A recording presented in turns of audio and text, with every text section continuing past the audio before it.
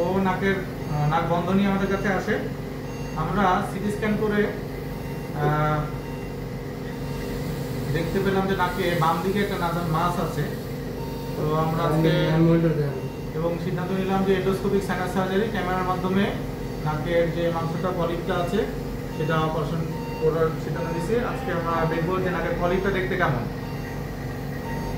এই যে হাসপান আলী ওর নাকের সামনে যে মাংসটা সেটা হচ্ছে টার্মিনেট, এটা তার পলিপটা তার ভিতরে। এই অংশটা হচ্ছে নাকের পলিপ। আর একটা কিছু দাও, এই অংশটা হচ্ছে নাকের পলিপ। এই যে ঠিক আছে, ওকে। এই পলিপটা পিছনের একটা অংশ থেকে এসেছে, পিছনের একটা অংশ থেকে, খুব সম্ভবত স্ফেনয়েড পলিপ। এটা স্ফেনয়েড পলিপ, স্ফেনয়েড নাকের স্ফেনয়েড সাইনাস থেকে এসে কোয়ানা দিয়ে গেছে। এটার নাম হচ্ছে স্ফেনোকোয়ানাল পলিপ। স্ফেনোকোয়ানাল পলিপ এটা খুব রেয়ার কেস।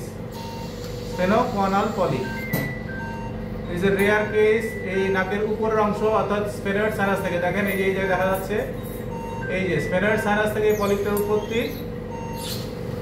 সাধারণত আমরা জানি খুব কমন হচ্ছে অ্যান্ড্রোকোনাল পলিপ, এটা এই অ্যান্ট্রাম থেকে আসে, কিন্তু এইটা চলে আসছে স্ফেনয়েড থেকে, স্ফেনয়েড সাইনাসের অংশ থেকে।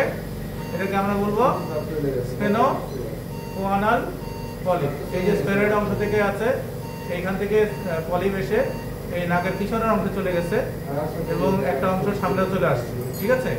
এই জন্য তার নাকটা পুরোপুরি বন্ধ হয়ে যায়, কোয়ানার দিকে যাওয়ার কারণে পুরো নাক বন্ধ হয়ে যায়। এটাকে আমরা কি বলবো? স্ফেনোকোয়ানাল পলিপ। ধন্যবাদ।